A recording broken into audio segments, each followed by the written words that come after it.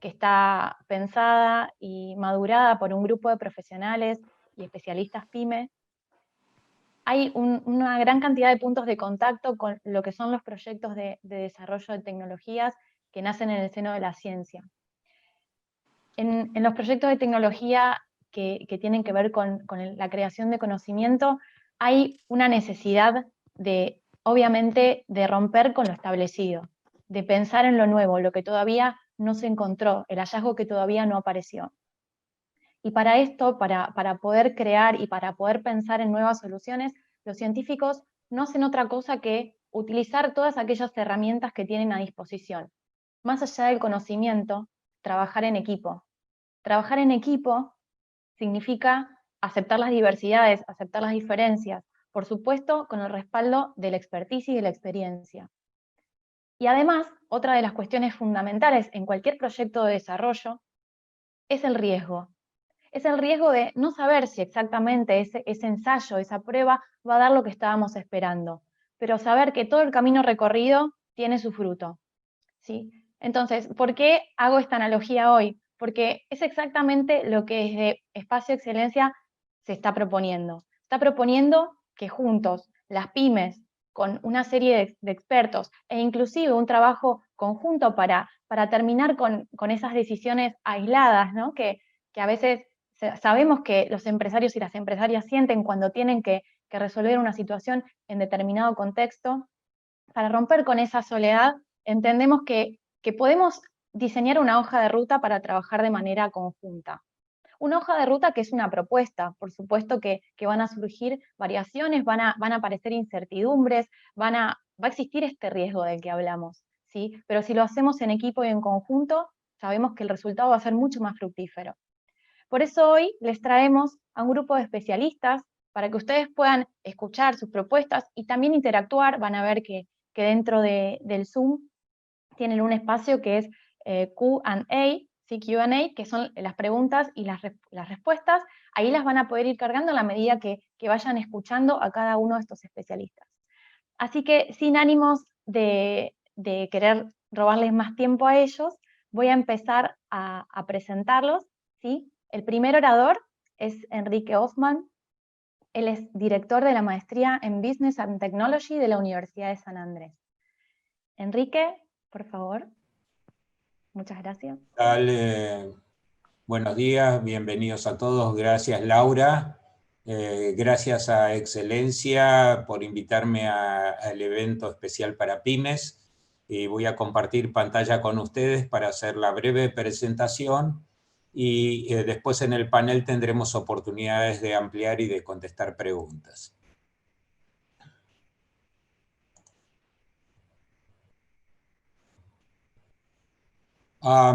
Es mi intención en esta breve charla hablar qué posibilidades tienen las pymes en un escenario inédito de estos primeros 20 años del siglo XXI y qué capacidad de reinventarse y cuáles son los elementos que hay que mirar desde el punto de vista estratégico, pero también desde la operación cotidiana. Voy a comenzar diciendo que el siglo XXI se presenta en estos primeros 20 años como un siglo con reglas de juego muy distintas que el siglo XX. Para marcar esta diferencia, primero, está dentro de una de las 3 mayores disrupturas de la historia de la humanidad, solamente comparable con la imprenta en el año 1500 y hace 11.000 años, cuando las comunidades se asentaron para cosechar y hacer toda la transformación desde pueblos nómades hasta poblaciones definitivas, criar ganado y cosechas y siembra. No estoy nombrando la revolución industrial porque estamos en el punto 4.0 de la revolución industrial. Así que es un tema muy importante, muy definitivo y casi único. El segundo aspecto que quiero mencionar es, tenemos 4.000 millones de personas de clase media conectadas a través de un celular o de cualquier otro dispositivo. Hace tan solo 25 o 30 años no llegábamos a 1.000 millones de personas de clase media o mucho menos, y nunca hemos tenido ni esta cantidad de gente de clase media conectadas en tiempo real, y tampoco desde el punto de vista de mirarlo como un porcentaje de la población. Esto se debe a alguna suerte de crecimiento que no es de suma cero, donde se ha generado valor los últimos 25 o 30 años, y me voy a referir a eso en un momento, de acá a un momento, para justificarlo. Y por otro lado, la globalización, que empieza a finales del siglo pasado, en donde tenemos un solo mercado de oportunidad. ¿Qué oportunidades entonces se presentan para las pymes y las startups?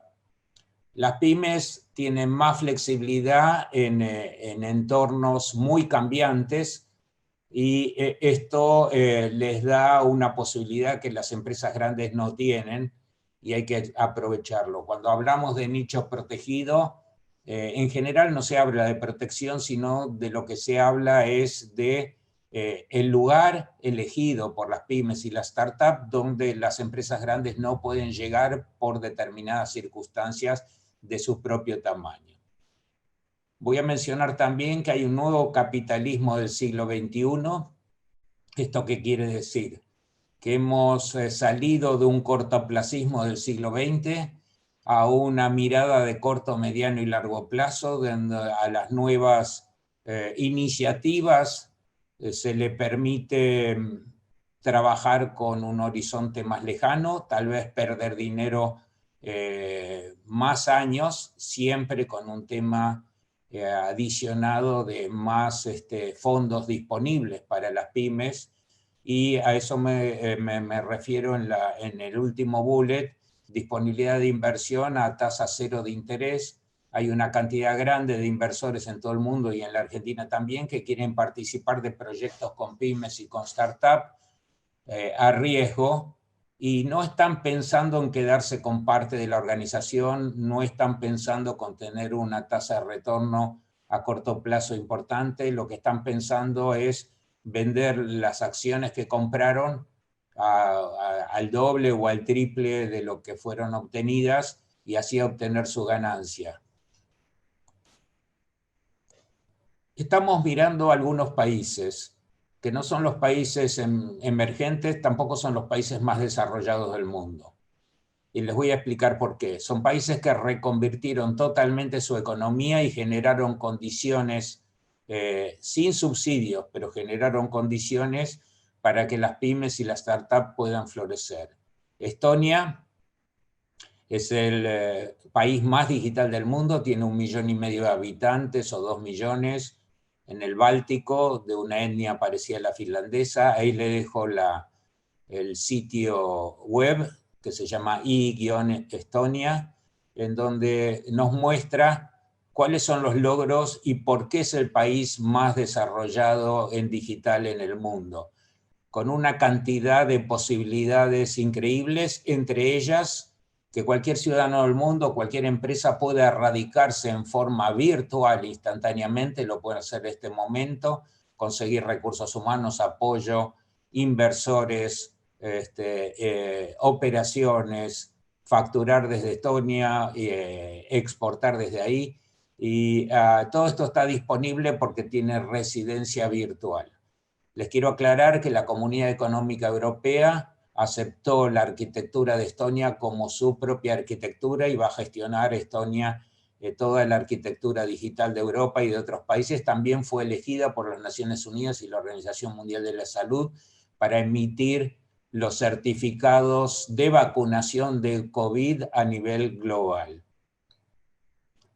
Bueno, este es un tema muy importante y quiero aclarar que Estonia también es número 1, número 2 en las pruebas PISA. Corea del Sur es el país más competitivo del mundo, así como Japón destrozó parte de la economía de Estados Unidos en los 80 y los 90, Corea del Sur hizo lo propio con Japón. Es muy conocido por todos nosotros lo que está sucediendo, es un país distinto al anterior, en unos 120, 130 millones de habitantes. Y por último, Irlanda. Irlanda es el país con menos marco regulatorio y más, digamos, menos marco regulatorio y menos impuestos de toda Europa, y ya su PBI está siendo similar al de Alemania. Voy a terminar con una nota de color diciendo que la Argentina entre 1890 y 1910 fue el 6º país del mundo, según qué ranking tomemos, y eso también se hizo en 20 años con la generación del 80, Avellaneda, Sarmiento, Pellegrini, etc. ¿Cuál es la nueva estructura de negocios PYME y startups? Por un lado, todos los negocios se han convertido en negocios de plataforma.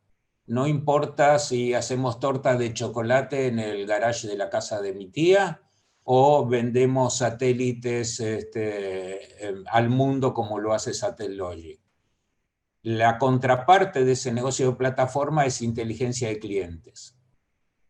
Por lo tanto, están menos asentados todos los negocios en las industrias verticales y en los productos y servicios. De hecho, las pymes y las startups son más especialistas en plataformas y clientes en el siglo XXI que en productos y servicios, que eso es algo que se puede contratar junto con la ayuda de los nuevos inversores. Así que la posibilidad de recrear muchas industrias verticales en una pyme, vender servicios, productos y mucha variedad, es un tema realmente desafiante.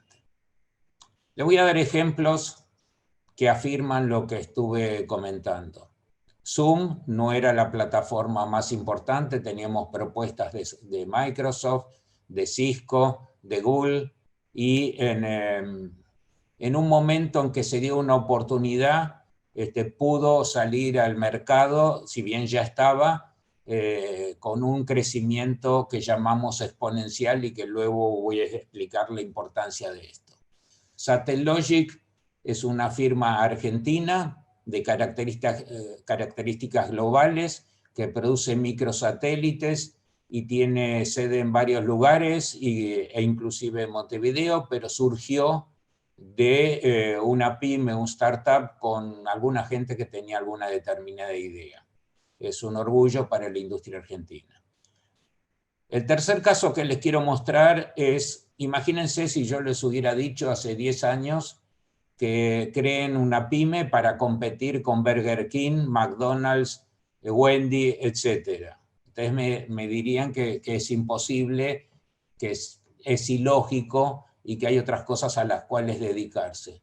Ahí vemos el desarrollo de Mostaza en nuestro país, y este desafío tanto de Zoom, de Satellogic, de Mostaza, lo quise traer con varios ejemplos muy distintos de distintos países para que veamos juntos luego en las preguntas finales que esto es posible.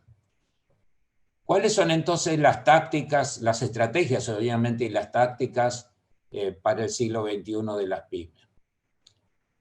Primero vamos a redefinir el objetivo de una empresa. El objetivo de una empresa no es la rentabilidad, es servir cada vez mejor a cada vez más gente, volumen y calidad. Entonces, ¿qué es la rentabilidad? La rentabilidad es el premio por haber conseguido el objetivo. Entonces, las organizaciones tienen que dedicarse a algo que llamamos crecimiento exponencial. Hay que crecer mucho, para lo cual se necesitan capitales que afortunadamente están disponibles, como ya dije, a tasa cero. Y por otro lado, la excelencia, la calidad. La rentabilidad es un agregado que viene por sí solo una vez que uno ha logrado volumen y propuesta de valor. Entonces, tenemos en el siglo XX una rentabilidad a corto plazo versus una rentabilidad a corto, mediano y largo plazo en el siglo XXI.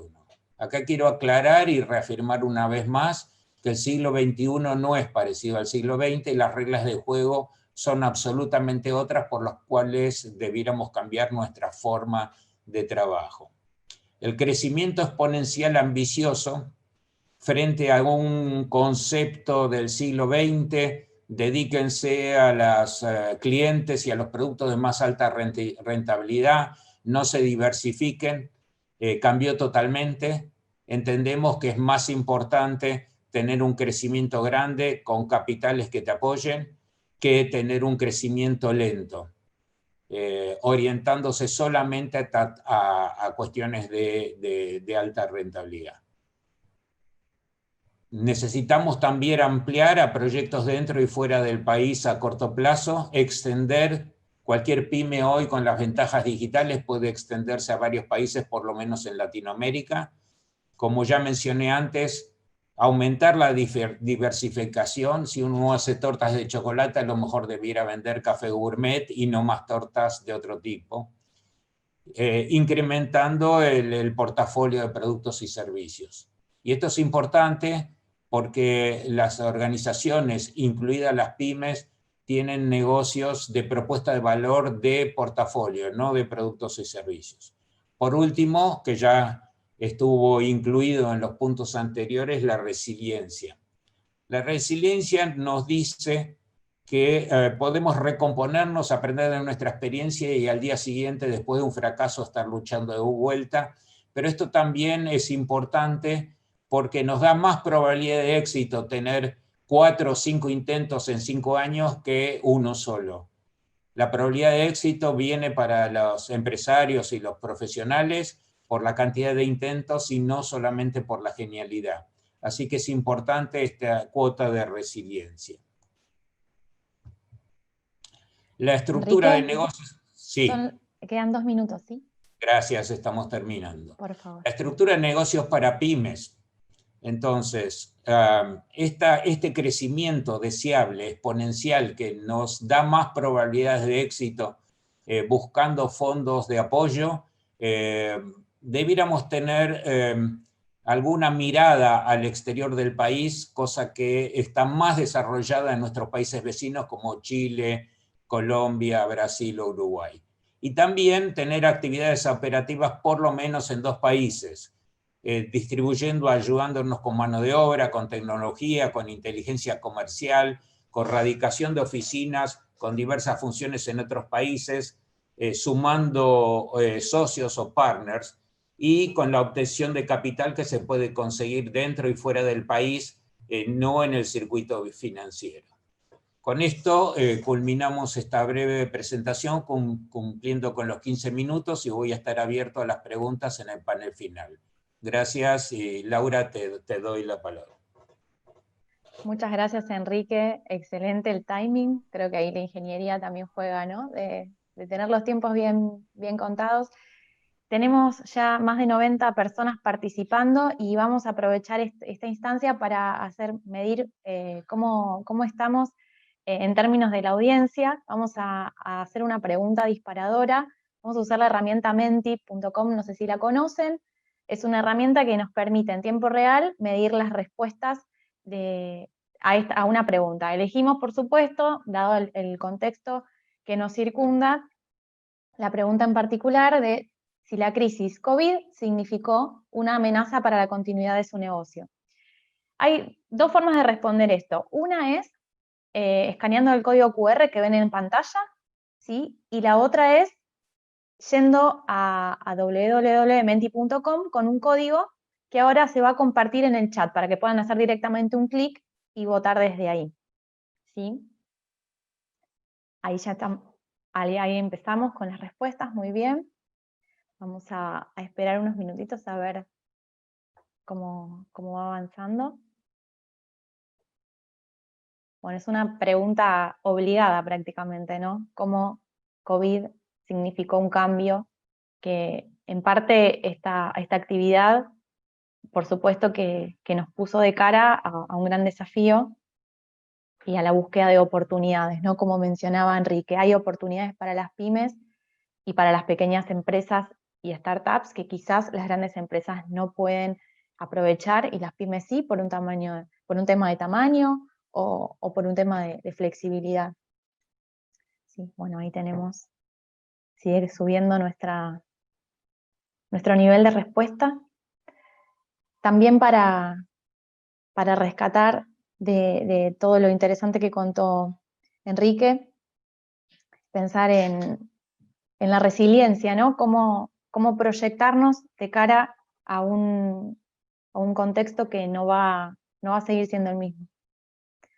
Bueno, ahí tenemos medio estabilizada. Siguen apareciendo respuestas, muy bien. Vamos a dar unos segunditos más. Pero pareciera que tenemos ahí una mayoría en donde la crisis de COVID evidentemente significó una amenaza para la continuidad del negocio. ¿Sí? Enrique recién hablaba de diversificar, hablaba de incrementar el portafolio, ¿no? Esta cartera de productos, y cuando tenemos que tomar decisiones, ¿cómo hacemos para decidir qué desarrollar? ¿Cuál es el nuevo producto, el nuevo servicio o la nueva propuesta de valor de la compañía? Acá tenemos un 66% de empresas, de participantes que dicen que sí, que el COVID amenazó el negocio. Bueno, tenemos que repensar nuestro negocio. ¿Cómo hacemos? Bueno, creo que una de las lógicas sería, bueno, pensar qué necesita el cliente, ¿no? ¿Qué piensa? ¿Cuáles son esas tendencias de consumo? Y por eso hoy lo trajimos a Guillermo Oliveto, que le pido si ahora lo voy a presentar, por supuesto. Guillermo es exactamente especialista en tendencias y consumo, y hoy nos viene a contar cómo los consumidores se vienen comportando en relación a lo que ha pasado, ¿no? Al cambio, a lo que la pandemia supuso. Guillermo, te pido, por favor, si podés encender tu cámara. Ahí está, bienvenido. No, ¿estás con el micrófono apagado? Es verdad. Ahí estoy. Ahora sí. Buen día, gracias. Gracias. Vamos. Bueno, buen día formalmente a todos. La idea es contarles brevemente cómo estamos viendo en este momento el contexto de consumo y qué podemos esperar para lo que viene, porque en definitiva los negocios dependen hoy, si uno saca las cuentas, el PBI de la Argentina, el 70% está hecho de consumo. Entonces, en algún punto lo que suceda con nuestra economía va a tener mucho que ver con cómo reaccione la gente y con qué posibilidades cuente al momento de concretar esos deseos o necesidades. Laura, contame ahí si lo están viendo bien. Sí, te ve perfecto. Bueno, le hemos puesto a nuestra presentación tendencias y tensiones sociales en el nuevo contexto, en este nuevo hábitat viral, básicamente porque es importante entender hacia dónde se mueven los acontecimientos, la dinámica, cómo podemos construir los escenarios para lo que viene. Nosotros estamos planteando que en el 2021 no hay un único escenario, hay por lo menos 2 o 3 que dependerán de distintas cuestiones de carácter disruptivo. Y por otro lado, en la construcción de esa mirada a futuro, naturalmente operan muchas tensiones. Voy a explicar un par de ellas para que las puedan ver. Este es nuestro modelo de análisis. Nosotros estamos permanentemente asesorando a las compañías, mirando por un lado el contexto, por supuesto el consumo, el impacto que tienen el humor social, cómo la política afecta ese humor social y afecta a los negocios. Tenemos un laboratorio de tendencias que se llama Almatrends, con el cual estamos permanentemente mirando el mundo, y a partir de ahí ayudamos a pensar en términos diagnósticos y de visión de negocio a nuestros clientes, siempre desde un foco bien estratégico, ¿no? Primer punto para entender, la cuarentena tuvo un impacto muy desigual en el consumo, y no podemos dejar de marcar que esto que estamos viviendo es, si bien se lo dieron llamar el new normal y tomamos la nomenclatura global, es completamente anormal y extraño, que es todos juntos viviendo en casa todo el tiempo. En Argentina además el proceso se extendió bastante más que en otros lugares del mundo, pero esto fue en algún punto sincrónico a nivel global. Llegó a haber 2.500 millones de personas en cuarentena allá por el mes de mayo, junio, que es un tercio de la población global. La gente lo aceptó, fundamentalmente por una cuestión muy humana, que es el miedo, pero que nos hayamos adaptado y nos hayamos tenido que resignificar y sacar a flote nuestra resiliencia no implica que el fenómeno no sea ni inédito ni surrealista, ¿no?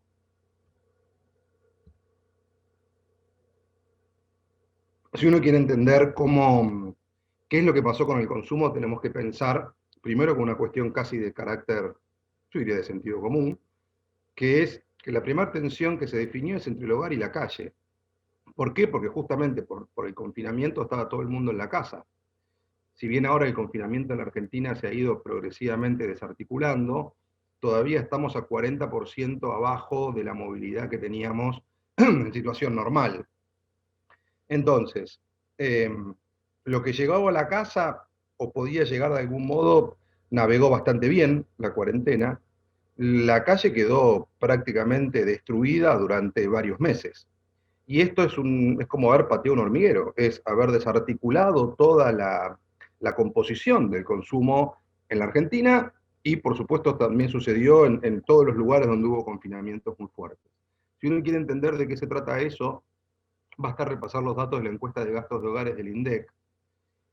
Hay 15 puntos del gasto promedio de un hogar de la Argentina que van a recreación, cultura, restaurantes y hoteles. Bueno, eso fue 0.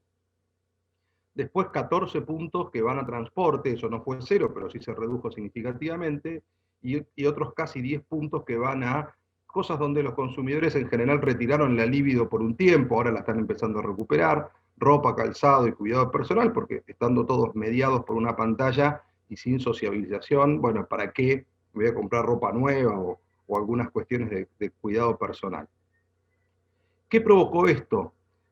Bueno, por un lado, naturalmente, el impacto que ya vamos a ver en todos los sectores que están vinculados a este mundo que en algún punto se apagó o perdió mucha potencia, lo que podríamos llamar la economía de la calle, y por otro lado, que se generara un efecto ilusorio de poder adquisitivo dentro de la cuarentena. Voy a traducirlo en una cuenta muy fácil. Si alguien tiene un ingreso de 100, aunque se lo redujeran a 75, como sucedió en muchas empresas, su opción de gasto era 60, porque había 40 puntos de gasto que no los podía hacer aunque quisiera. Supongamos que no fue toda esa reducción 40, fue 25, 30, todavía sentía que le sobraba algo de dinero. Y todo eso funcionó y funciona mientras no se vuelva a abrir la economía. Al volverse a abrir la economía, todos van a volver a pelear por esa billetera, después vamos a repasar cómo está esa billetera. Entonces, cuando uno mira los sectores, lo que puede ver es que en el consumo masivo se dio un crecimiento que no se veía hace bastante tiempo. En el acumulado semestral no es tan marcado, fue del 2,3%, pero si tomamos algunas familias de productos, tuvieron crecimientos que para categorías que son más inelásticas, como los alimentos o como la limpieza e higiene, fueron muy relevantes, del 10%. En algún momento, en marzo o abril, fueron del 15 o el 20, o en algunos casos del 40%, por el estoqueo preventivo que hizo mucha gente que estaba yendo a guardarse en su casa sin saber durante cuánto tiempo iba a estar ahí y si iba a haber abastecimiento o no, había dudas con respecto a eso, cosa que en general después no hubo mayores inconvenientes. En el otro extremo, lo que vemos es la caída en bebidas sin alcohol, por ejemplo, porque al no haber reuniones, al no haber gregarios, ¿para qué comprar gaseosas? ¿Para qué comprar aguas? Etcétera. Y la caída de todo el mundo de lo impulsivo. Si bien esto está medido en supermercados y autoservicios, que representa cerca del 70% del mercado de consumo masivo, de todas maneras estos son las barritas de cereal que dejás de comprar en una caja en un supermercado porque ya los chicos no van al colegio, porque no se va a la oficina, porque no vas al gimnasio, no compras bebidas sin alcohol, decía antes, no comprabas isotónico porque no hacías deporte. Entonces, lo que quiero mostrar acá es que aún en lo que anduvo bien, el comportamiento fue muy heterogéneo. Pero por eso insisto que esto fue como haber pateado un hormiguero, donde el mercado se rompió y se reconstruyó se reconfiguró un nuevo mercado donde hubo que adaptarse muy rápido y se volvieron a repartir todas las cartas, ¿no? Hubo nuevos ganadores y perdedores. Bueno, acá está el grueso de los perdedores. Si nosotros vemos los datos acumulados del primer semestre son durísimos, y el Q2, el segundo trimestre, fueron aún peores, y abril fueron de espanto. En abril la contracción de muchos de estos sectores fue cercana al 80 o el 90%, eso se empezó a moderar a medida que se fue desconfinando, pero de todas maneras, cuando uno toma el semestre, lo que encuentra es caídas del orden de 40 puntos, de 25 puntos, en ventas de autos, de motos, en indumentaria, en construcción, en despacho de cemento, en comercios minoristas. Algunos de esos sectores están empezando a recuperar. Bueno, ayer el INDEC publicó datos no buenos de la construcción, que se cortó la incipiente recuperación. El último dato oficial del INDEC había sido julio, ahora fue el de agosto. En agosto también se frenó la recuperación de la economía, lo cual empieza a mostrar los límites del rebote, ¿no? que veníamos viendo. Piensen, por ejemplo, en los shopping centers, todavía están cerrados. Pensaban abrir en no más allá de junio, todavía están cerrados, estamos a octubre. Entonces, está claro que hay un montón de sectores de la economía muy afectados por lo que implicó la mezcla de pandemia más cuarentena. Más allá de ese debate, es las dos cosas. Si yo abriera hoy el turismo internacional, con el nivel de contagios que tiene la Argentina, probablemente muy poca gente vendría. Ahora, abrir o cerrar un comercio claramente le define si puede vender o no y cuánto. Después hay que ver si es negocio, ¿no? Porque hoy los restaurantes pueden más o menos moverse porque hay un montón de gastos que no están pagando, que están de algún modo perdonados, y por otro lado, pongo un ejemplo que es probablemente el más icónico, ¿no? Y por otro lado, ¿por qué todavía está la ATP? Entonces, el desafío que todos tenemos por delante es cómo armamos compañías que sean rentables en un proceso que va a ser lento y progresivo, compañías que puedan ir acompañando la sustentabilidad a medida que encajemos esa ecuación entre voy recuperando volumen, voy recuperando clientes, pero me van sacando subsidios o me van sacando beneficios, ¿no? Y esa cuenta me va acompañando positivamente a lo largo del tiempo, presumiendo que lentamente vamos a ir recuperando niveles de actividad. ¿Por qué podemos presumir eso? Nosotros lo que hicimos fue mirar el mundo, que el mundo adelanta 4 meses a la Argentina, y lo que nos demuestra es que cuando el virus pasa, el deseo vuelve. Lo que aprendimos es que el mundo era mucho más frágil de lo que pensábamos, no se podía dejar de fabricar, se dejó, no se podía dejar de viajar, se dejó, no se podía dejar de consumir, se dejó, todo lo que era imposible sucedió. Como les decía antes, hasta cerrar el mundo, ¿no? Confinar a 2.500 millones de personas y apagar las economías prácticamente.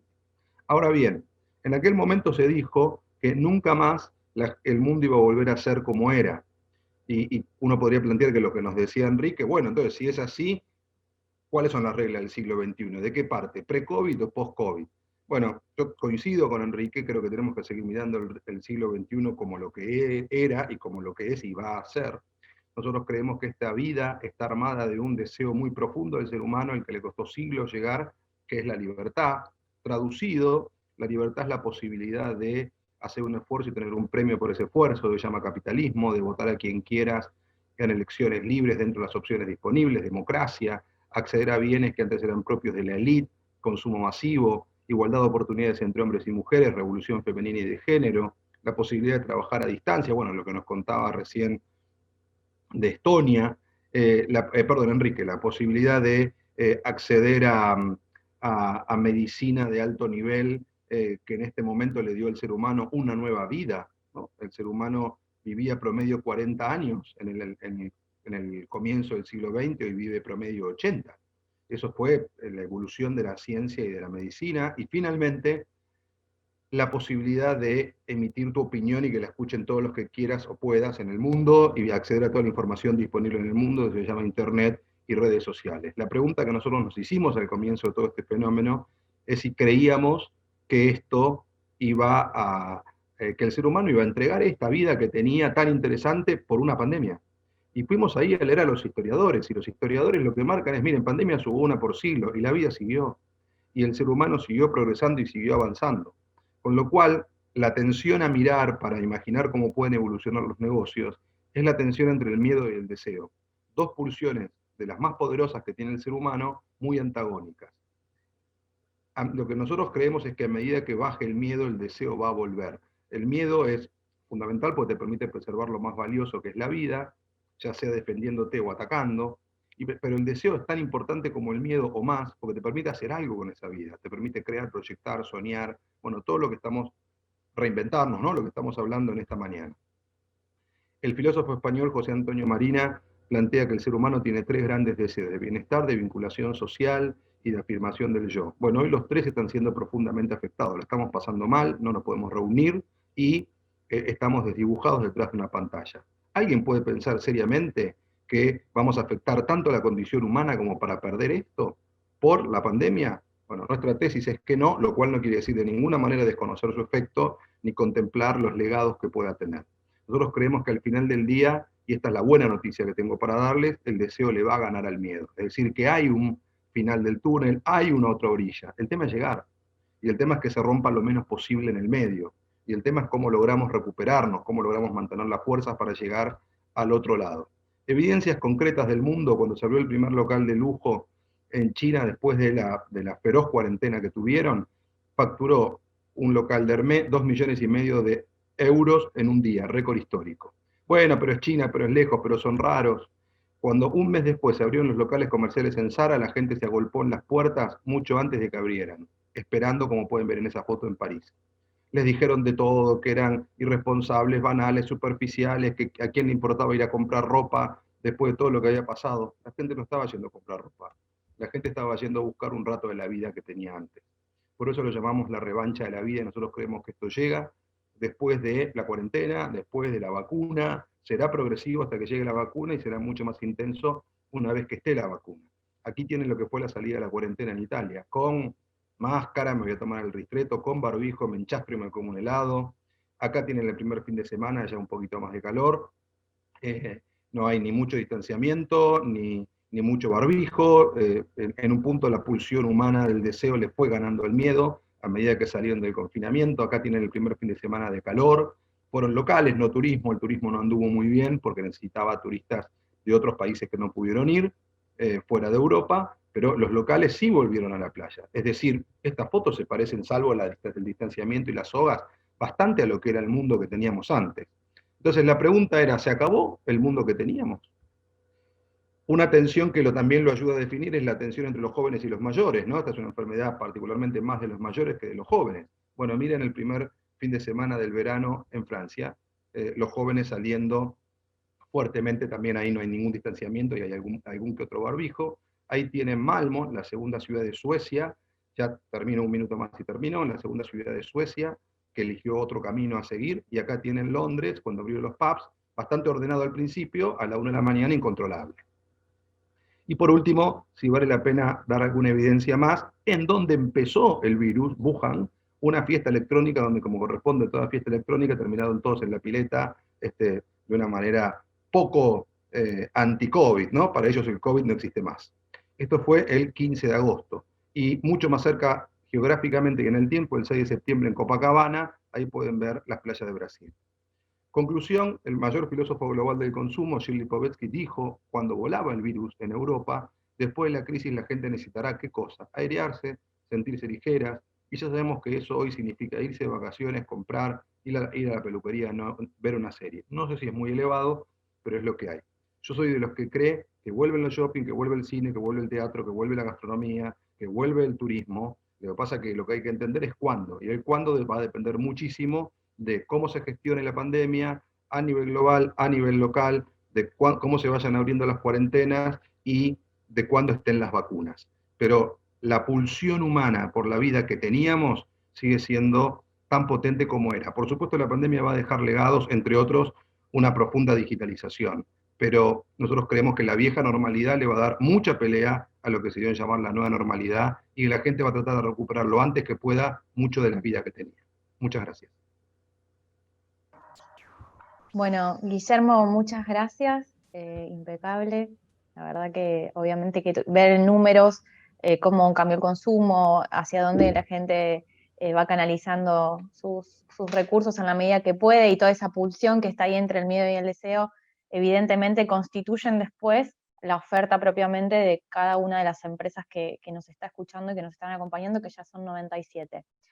Bueno, ahora, por favor, les quería recordar que pueden dejar sus preguntas en el espacio que es Q&A, que está abajo, que no es el chat. Así al final de las disertaciones pasamos a esa instancia. Ahora sí, quiero presentarles a Alejandro Repetto.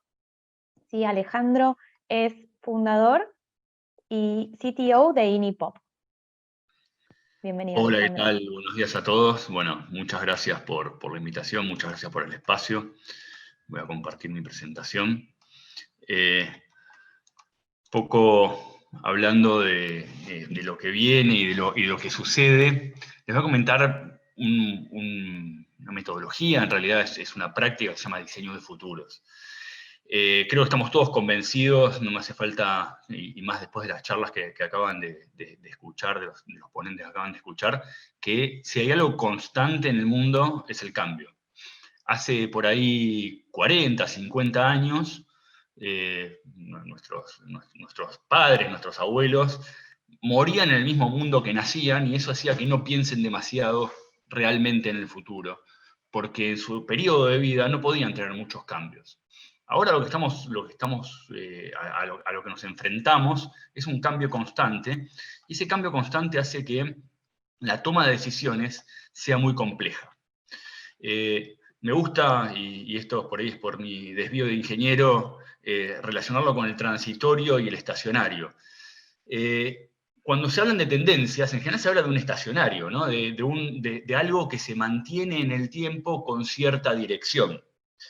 Y lo que estamos viviendo todo el tiempo son transitorios continuos, donde las tendencias se rompen. Y la lectura o el análisis de lo que sucede cuando una tendencia se rompe es muy complejo de hacer. De hecho, hasta en ingeniería muchas veces lo corremos del medio. Digo, si está la luz apagada, está apagada, no hay tensión, no hay corriente. Cuando la prendemos hay tensión y hay corriente. Y lo que pasa en el medio, que es un transitorio, a veces decimos, bueno, eso es algo puntual y tratemos de que la bombita no se queme cuando hace esos picos de tensión. Pero tratamos de no analizarlo porque es muy complejo. Ahora, si esa analogía que usamos en ingeniería la llevamos a la realidad, decimos, veníamos con cierta tendencia, surge alguna nueva tecnología, surge una pandemia, surge una nueva forma de pensar, hay revoluciones sociales, hay cambios sociales, y esto sucede todo el tiempo, y cuando eso sucede, la tendencia se rompe y empieza a haber ruido que hace que cuando nosotros queremos proyectar al futuro, sea muy complejo, porque ¿en qué futuro voy a proyectar? ¿Cómo pienso mi producto y servicio para que sobreviva y para que cambie el futuro de mi empresa, mi organización o inclusive de mi persona? Ahora, más allá de lo que estamos viviendo, el problema es que cambiar es sobrevivir. Si cambia el entorno y yo no me adapto, hay una suerte fuerte de darwinismo organizacional. Cambia lo de alrededor, yo no me adapto, me muero, básicamente, que es lo que le pasa a las especies en muchos siglos. A las empresas les pasa de un día para el otro. Cambia la forma, no sé, un negocio a la calle, pandemia, no hay más gente caminando por la calle, se muere el negocio, cambió el entorno, no me pude adaptar. Ahora bien, si cambiar es sobrevivir, el tema es hacia dónde cambio, y de eso se trata el diseño de futuros.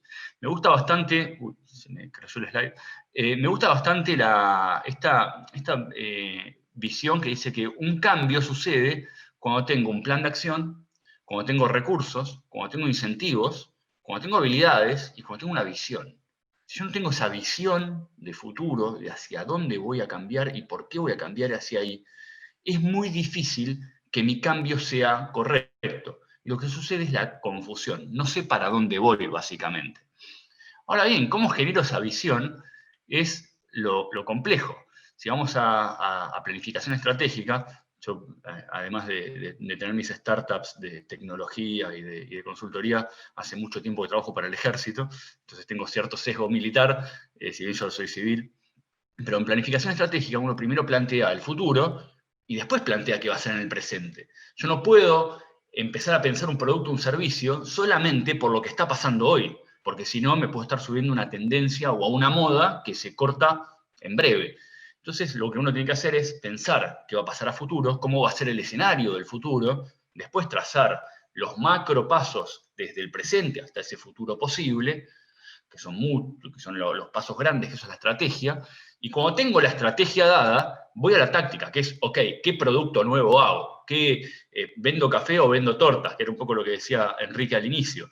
Que ese vendo café o vendo tortas no es porque mi vecino vende café o vende tortas, es porque en el futuro vender café o vender tortas yo creo que va a ser sostenible. Ahora, hay una metodología para plantear el futuro más allá de la intuición. Cuando lo planteamos desde la intuición, hay un problema grave, es que no lo podemos medir y además la intuición está en la cabeza de las personas, sobre todo en organizaciones, sean medianas, chicas o grandes. Si solamente hacemos la estrategia y la visión basada en lo que cree el CEO, en lo que cree el fundador o en lo que cree el más viejo, eso es muy difícil de comunicar y es muy difícil de medir. Para eso las organizaciones, y de hecho después de miles de años, se crearon metodologías de diseño de futuros.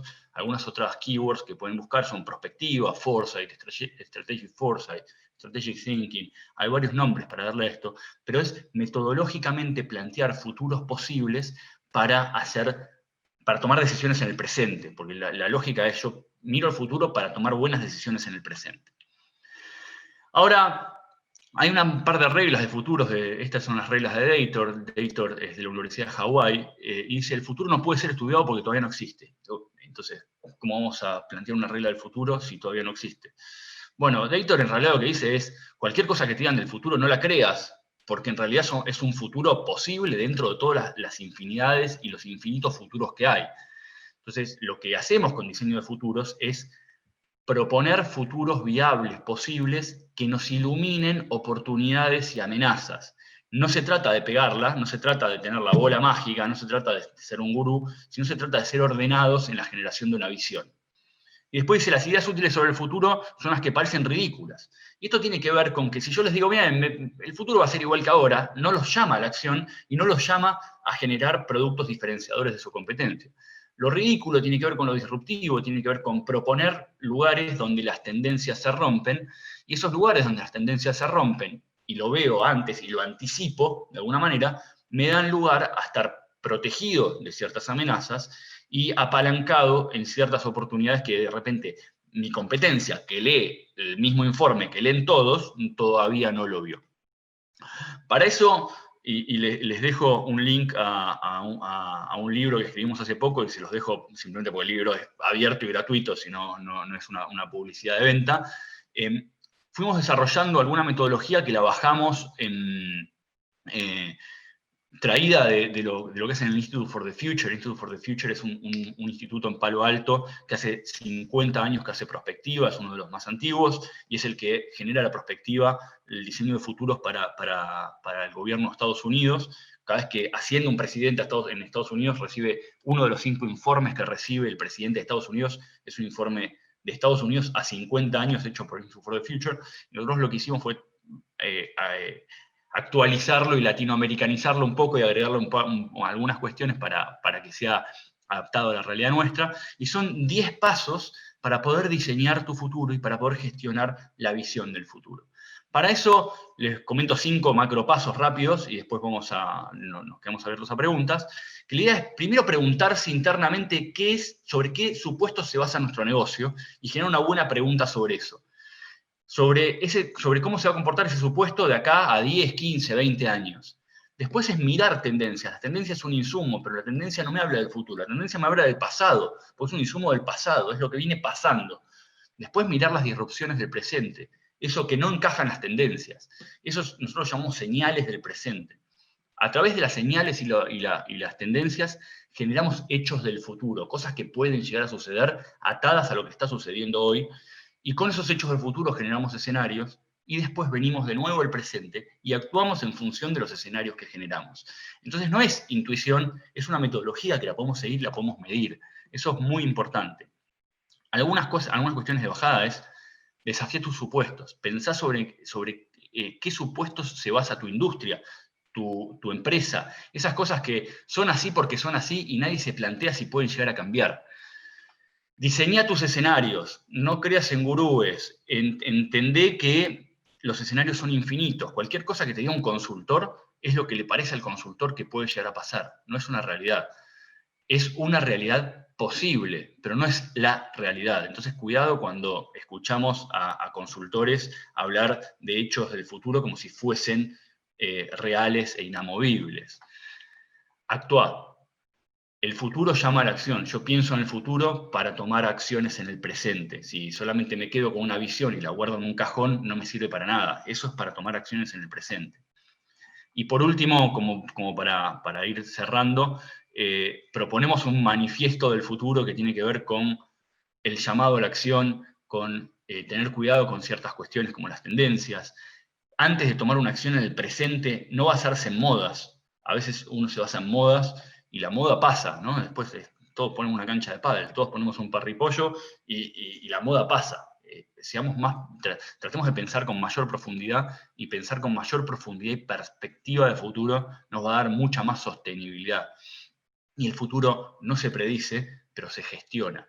Entonces, cuando propongo futuros posibles y propongo estrategias posibles para la supervivencia o para el crecimiento de mi negocio, al proponerlos, pongo KPIs, pongo unidades de medida donde yo puedo ir viendo si eso va sucediendo o no.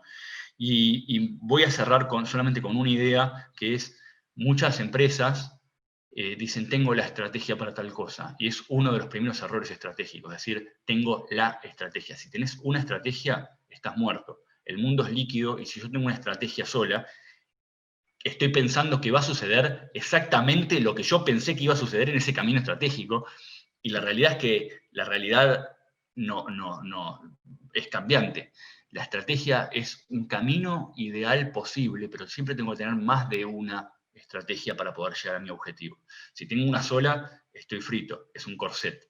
Tengo que pensar en varios caminos estratégicos para poder llegar a tener una idea concreta.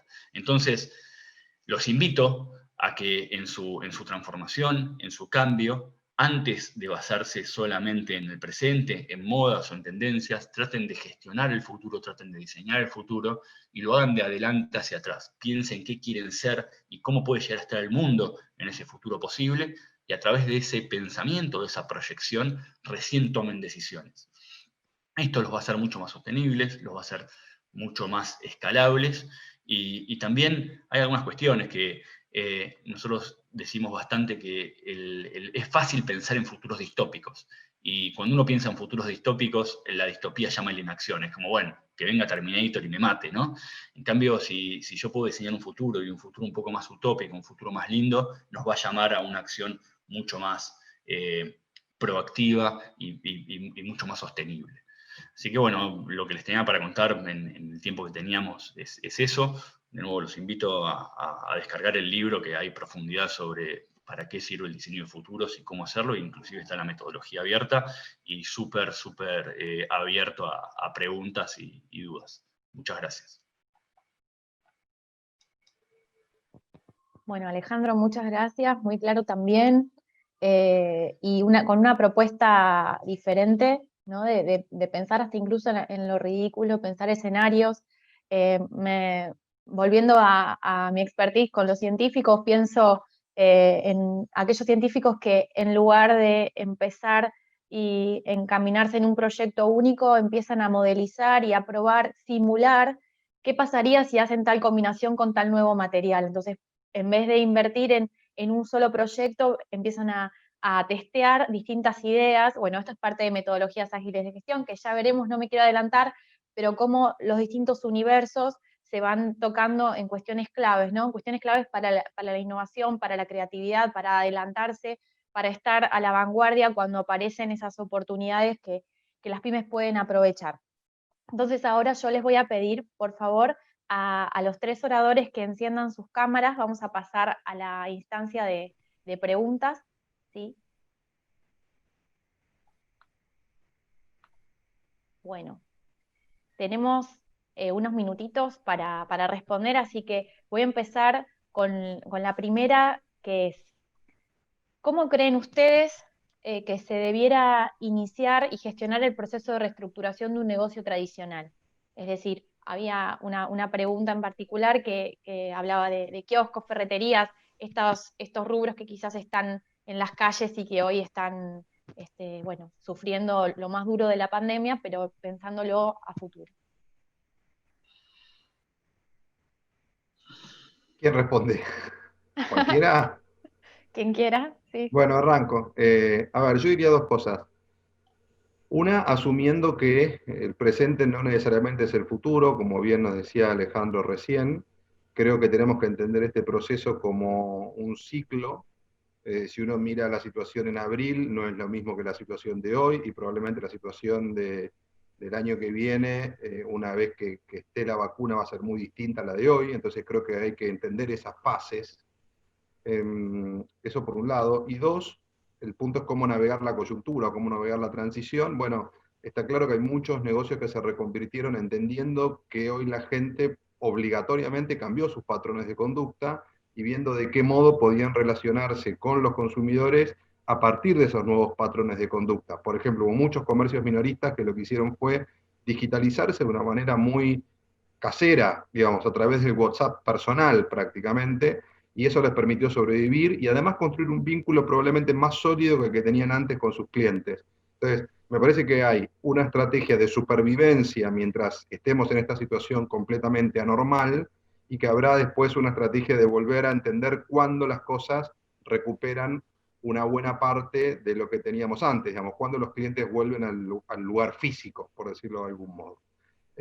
Y creo que entre esos dos extremos hay cosas intermedias. Vuelvo a mi ejemplo, la gastronomía. Una cosa era cerrado, otra cosa fue takeaway, otra cosa es con las primeras mesas, y otra cosa va a ser cuando le abran el aforo a la mitad del local, dentro ya del local, cosa que hoy, por ejemplo, están condicionados por el clima. Si llueve no venden nada. Entonces, ninguna de todas esas cosas es igual a la otra, por eso insisto, esto es un proceso, es un túnel, o es un puente, y tenemos que entender cada vez en qué etapa estamos y cómo podemos cruzar cada uno de esos, como si fueran niveles del jueguito, digamos. Sí, si quieren ahí construyendo sobre lo que decía Guillermo, yo soy bastante utópico en mis escenarios a propósito, lo hago porque creo que es más desafiante ser utópico que ser distópico, ¿no? Y un escenario que me gusta, de nuevo, no crean en gurúes, entonces no lo tomen como una verdad lo que estoy diciendo, pero es un escenario posible. Yo creo que en el largo plazo esto va a dejar muchísimo más profundidad y muchísimo más negocio que la destrucción que hubo. Por ejemplo, nosotros hacíamos algunos escenarios en la industria gastronómica, y en la industria gastronómica, decíamos, antes, pre-COVID, el empresario gastronómico tenía sus 50 cubiertos, 100 cubiertos, 80 cubiertos, lo que sea, y ese era todo su mundo de cubiertos, ¿no?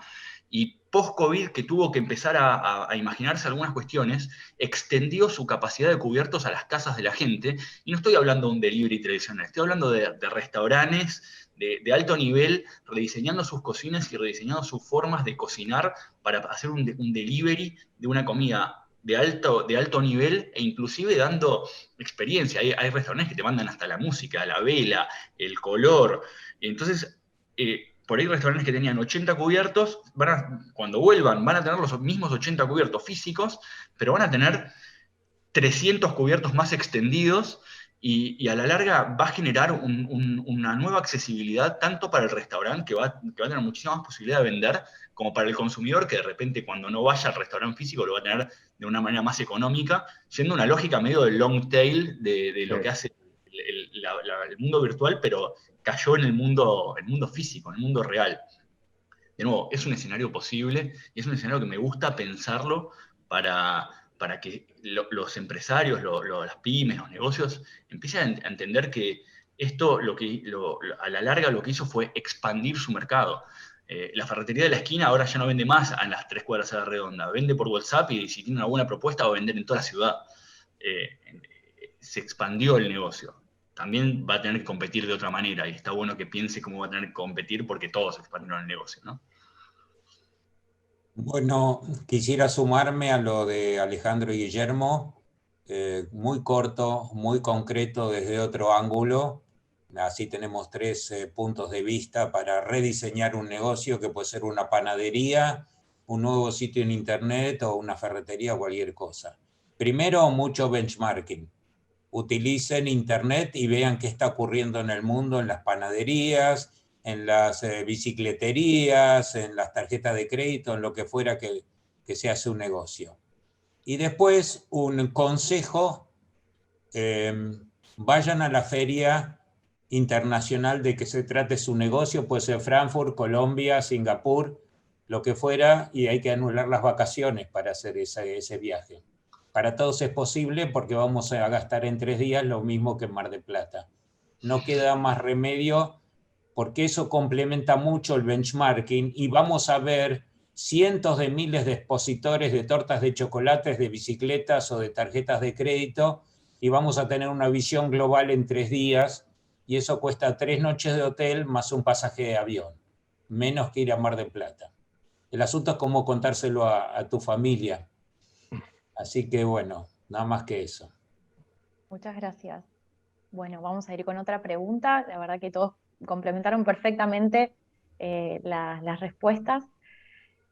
Esta es una pregunta abierta y dice, ¿cuál es la pregunta que no puede dejar de hacerse el empresario pyme? Si hubiera la oportunidad de hacerse solo una. Antes de que me respondan, les quiero pedir a quienes están escuchándonos que no se vayan, que estamos en este bloque súper interesante de preguntas y luego de esto les vamos a contar sobre la hoja de ruta que tenemos gratuita pensada para ustedes, ¿sí? Eso, porque por ahí piensan que este es el final y estamos en el mejor momento. Bueno, entonces, ¿cuál es esa pregunta única si pudieran hacerse o tuvieran que hacerse un empresario pyme que no debería dejar?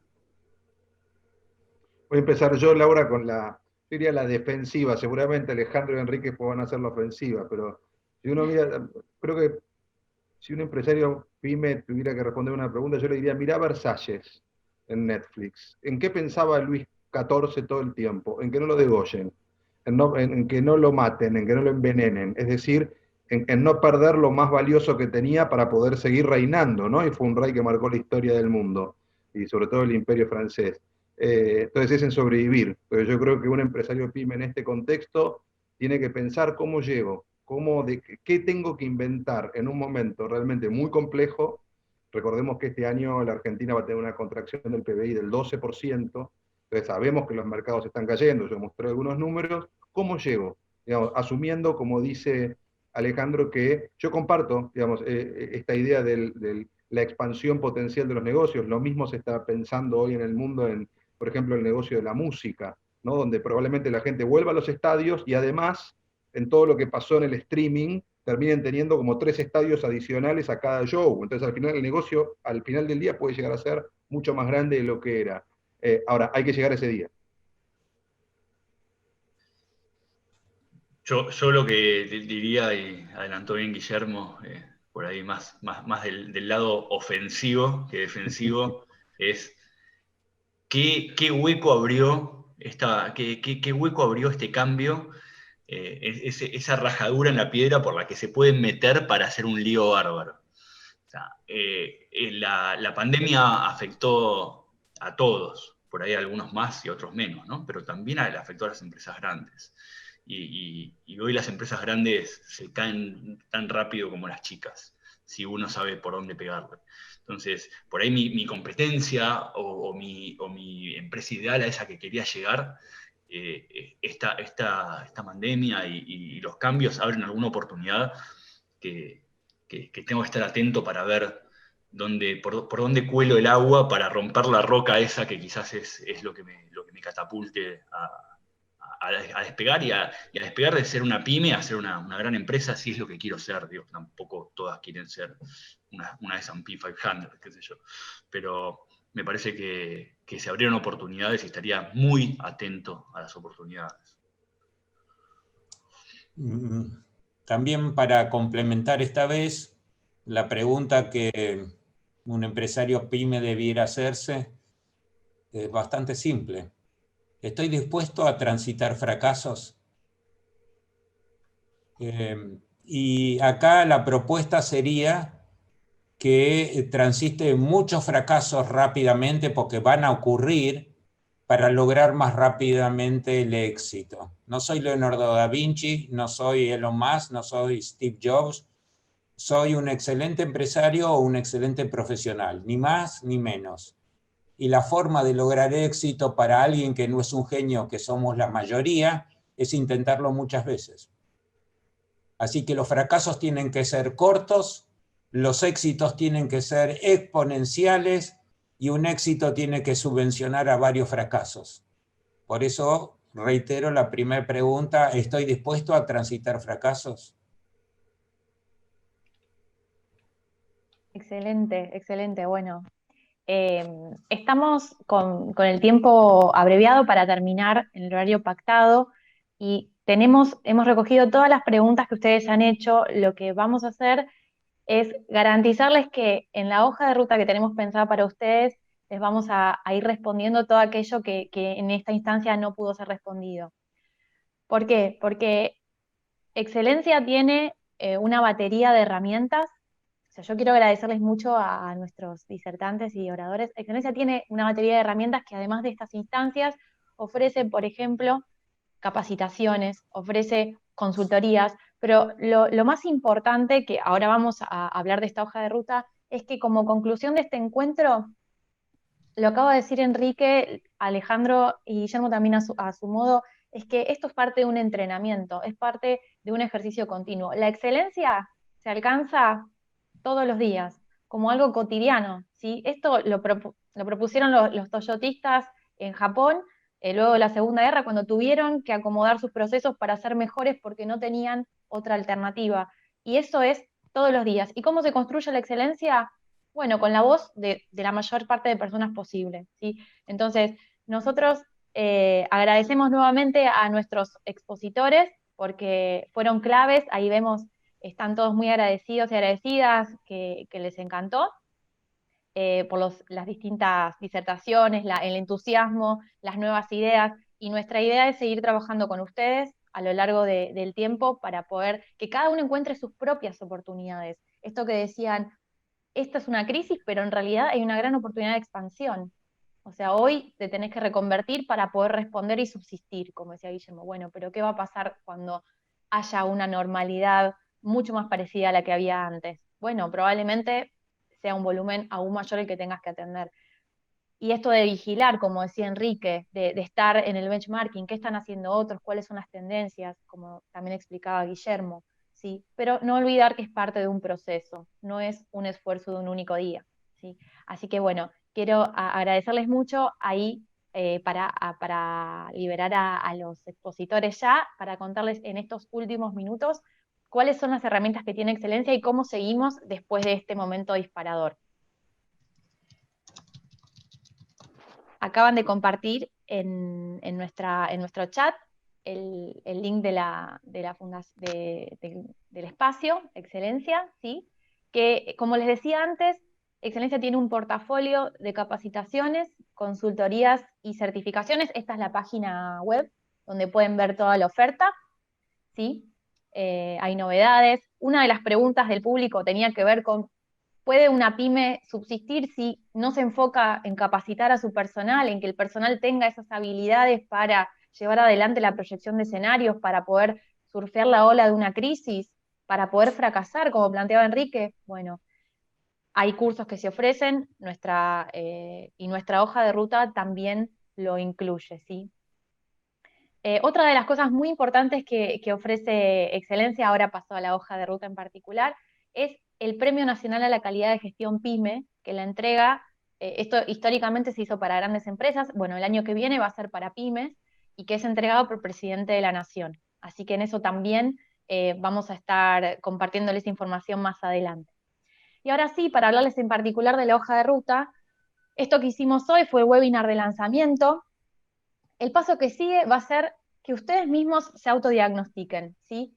Va a ser un diagnóstico de 20 preguntas, que en principio se ven simples, ahí lo están compartiendo en el chat, el formulario de preguntas. Son 20 preguntas simples, pero profundas, ¿sí?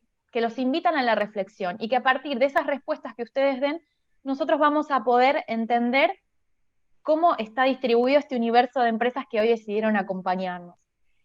Y una vez que tengamos ese autodiagnóstico y que lo podamos elaborar, vamos a pasar a otras instancias en donde vamos a hablar de temas críticos para ustedes, de innovación tecnológica, de capacitaciones, de cómo hacer un proceso de mejora continua, cómo hacer prospectiva. Bueno, vamos a ir relevando también, en función de las preguntas que acaban de hacer, qué es lo que más les interesa, dónde ustedes entienden que puede haber también una salida y construirlo de manera colectiva, ¿sí? Siempre insistimos con esto. Y seguimos pensando en el riesgo. También puede ser que quizás no resulte algo demasiado innovador, pero de pronto eso es parte del ejercicio que tenemos que hacer para mejorar continuamente. Y una vez que ustedes reciban material y que podamos tener esos webinars específicos en determinados tópicos, vamos a pasar al proceso de diseño de escenarios, ¿sí? Para finalmente que ustedes tengan en su mano un plan de acción. Bueno, esta es la hoja de ruta que les estamos planteando. Lo que ahora necesitamos de ustedes es que dediquen unos minutitos, no en este mismísimo momento, pero les vamos a dar un plazo, van a recibir un mail con el mismo link para completar el formulario, y una vez que tengamos esas respuestas vamos a poder disparar las acciones que continúan. Así que, bueno, vamos a hacer una última muestra para que vean una de esas preguntas. Vamos a ir otra vez al Menti, simplemente para dejarles la última actividad así interactiva, ¿sí? Bueno, ahí estamos viendo la pregunta que dice: ¿ha elaborado una visión sobre el futuro de su empresa? O sea, en algún momento se sentaron a pensar de acá a 5 o 10 años cómo ven a su empresa y trazaron un plan para conseguir que su empresa llegue al lugar que ustedes proyectaban. Bueno, ahora en este momento hay algunas respuestas ya. Vamos a ver si de los 82 participantes que tenemos quieren contestar algunos más. Lo pueden hacer nuevamente a través del código QR o ingresando al link que tenemos en el chat. Es una pregunta que creo que está totalmente alineada con lo que venían comentando Enrique, Alejandro y Guillermo.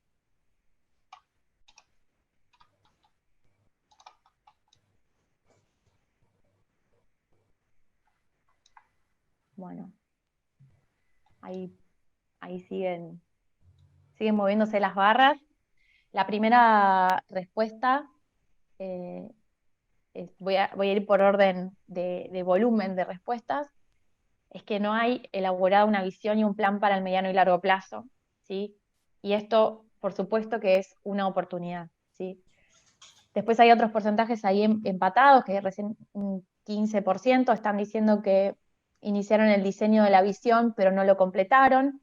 Y en el otro extremo, un 15% de ustedes dice que sí, que tienen una visión y que han elaborado planes para alcanzar esa visión. Ahí se van equilibrando las barritas, pero creo que una gran mayoría no tiene un plan, con lo cual entiendo desde los esfuerzos que hay que hacer para poder empezar, que va a ser un camino muy interesante el recorrer esta hoja de ruta, con todos y todas, ¿sí? Más allá de la instancia en la que ustedes se ubiquen dentro de esta pregunta, por eso hay otras 19, esta es parte de ese formulario. Hay otras 19 preguntas que ustedes van a poder responder también, y que bueno, les pedimos, ojalá que puedan seguir con nosotros en este proceso, que entendemos que para las pymes es fundamental la mejora continua para subsistir a este contexto crítico dado por la pandemia, pero también para poder impulsar más empleo, para poder generar más oferta que pueda exportarse inclusive, ¿sí? Así que ahí tenemos, por favor, cualquier duda o comentario, nos pueden escribir a info@exc de excelencia.org.ar. Bueno, entiendo que con esto hemos llegado al final de nuestra actividad. Agradezco infinitamente a todos y a todas quienes estuvieron acá. Gracias a Alejandro, Enrique, Guillermo, al equipo de Excelencia que nos reunimos con frecuencia para pensar cuál era el mejor formato para ofrecerles. A Jorge Ferreiro, que estuvo ahí en cada detalle desde el comienzo. Y bueno, invitarlos a esto, a que sigamos en contacto y que nos ayuden a ayudarlos para estar cada día mejor y que las pymes logren la excelencia que merecen, ¿no? Así que bueno, muchísimas gracias.